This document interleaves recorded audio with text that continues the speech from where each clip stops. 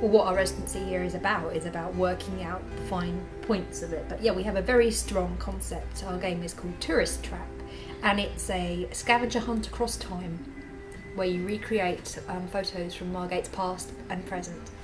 We've been collecting photographs taken in Margate over the last sort of 100 years or so. So this is our favourite one, this guy here. I love him. And he's, he's on the beach and he's got his wife there and he's pulling a little face. So basically we've been collecting photos of kind of people on their holidays in Margate, or maybe not necessarily on their holidays, but kind of what a typical tourist snaps at various different kind of places about Margate, and that's the kind of key thing. And it's been a really great opportunity kind of looking at the Winter Gardens archive and Dreamland and speaking to people like Susanna, who runs Margate History, and basically we're kind of putting together a set of photos, and that's the kind of that's the core bones of the project. Those are the things that people are going to be those photos people are going to be recreating those. Well, the premise of the game is that you choose a side, analog or digital, and the idea is that you have to complete your scavenger hunt recreating photos from Margate's past using either wholly digital methods like your smartphone or a camera, or using analogue methods, that is to say film. You go off with your digital camera or your kind of quick snap camera, and you roam around Margate, find the places where images like this are taken, and then try and recreate the posture and the feel, take a snap, and that would be 1 point.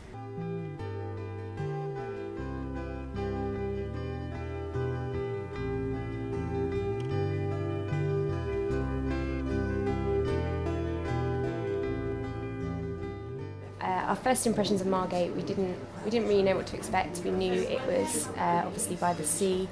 We didn't know kind of whether it was more a kind of tourist resort town or whether it was more known for artistic reasons or whatever. So we didn't really know what to expect at all. But it's a fascinating place. It's like, for us, it's an incredible place to try and base a game or to be inspired by bits of the architecture or the people, and we feel very much like it's a place that sort of is unfolding very gradually its secrets to it. So we're very excited to be visiting the Winter Gardens, for example, that's cut into the chalk, and we really wanted to get into the Shell Grotto because that seemed like a bizarre kind of hidden little gem, and obviously Dreamland. And for us, specifically to do with the game, it's really nice to have kind of, in a very small kind of geography, a real sort of difference as you move kind of along the seafront from where you get off at the train station and through into the old town. And I think, as a palette for an artist, it's fantastic.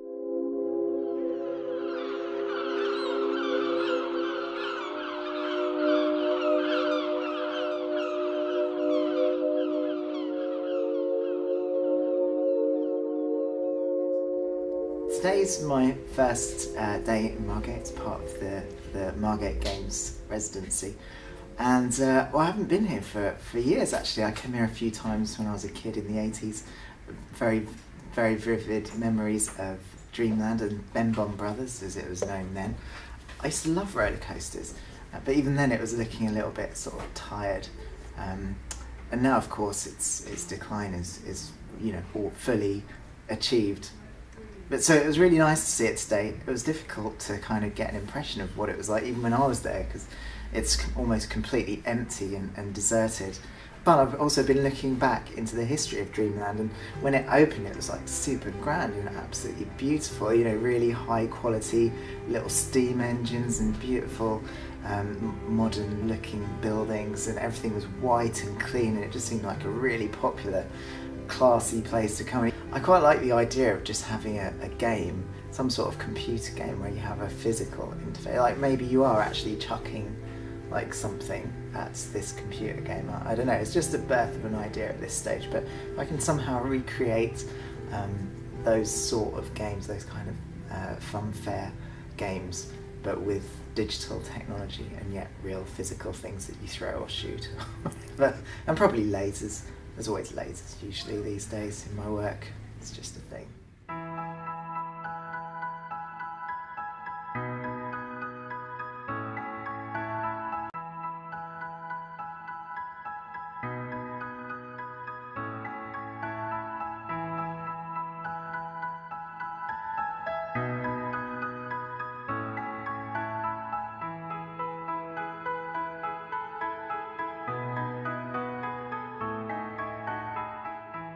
have a huge crowd there playing video games in a setting that is 100 years old. And that combination of old and new, of tradition and contemporary design and technology is especially exciting. So I would try to design a game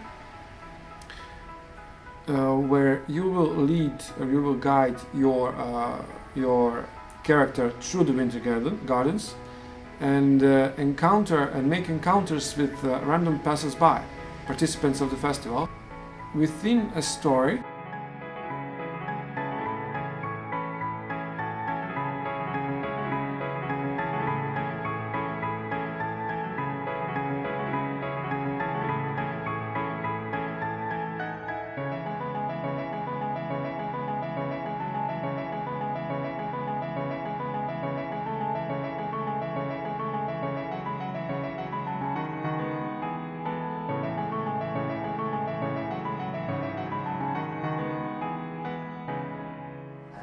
You know, I've got a few games there. I've got just a simple target. I've got a coconut shy.